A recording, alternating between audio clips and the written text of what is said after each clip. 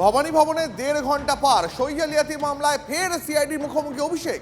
সই কাণ্ডে বৃহস্পতিবার অভিষেককে 5.5 ঘন্টা জিজ্ঞাসাবাদ করে সিআইডি। তারপর আজ সকাল থেকেও সিআইডি জিজ্ঞাসাবাদের মুখে অভিষেক বন্দ্যোপাধ্যায়। সরাসরি কথা বলবো এই মুহূর্তে আমাদের প্রতিনিধি সুজয় রয়েছেন আমাদের সঙ্গে। সুজয়, সিআইডির গোয়েন্দারা অভিষেক বন্দ্যোপাধ্যায়ের কাছে কি কি জানতে চাইছেন আজ?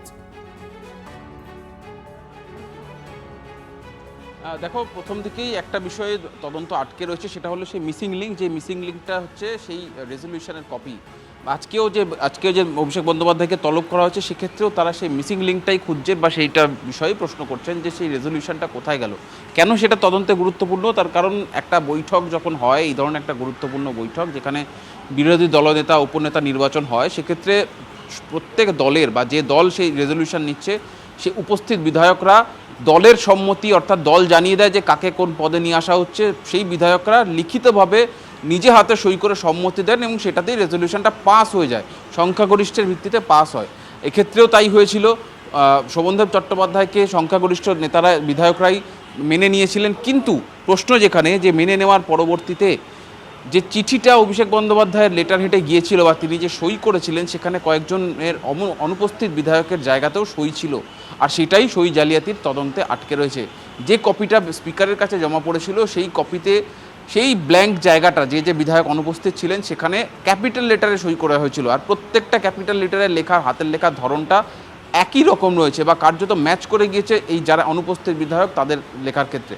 কিন্তু সেটা মিলিয়ে দেখার জন্য যেটা ব্রহ্মাস্ত্র, যেটা সবথেকে জরুরি, সেটা হচ্ছে তার সেকেন্ড কপিটা পাওয়া, যেটা দলের কাছে থাকা উচিত। কিন্তু সেটা তৃণমূলের কেন্দ্রীয় কার্যালয়, যেটা 30B হরিশ চ্যাটার্জি স্ট্রিট, সেখানে পাওয়া যায়নি।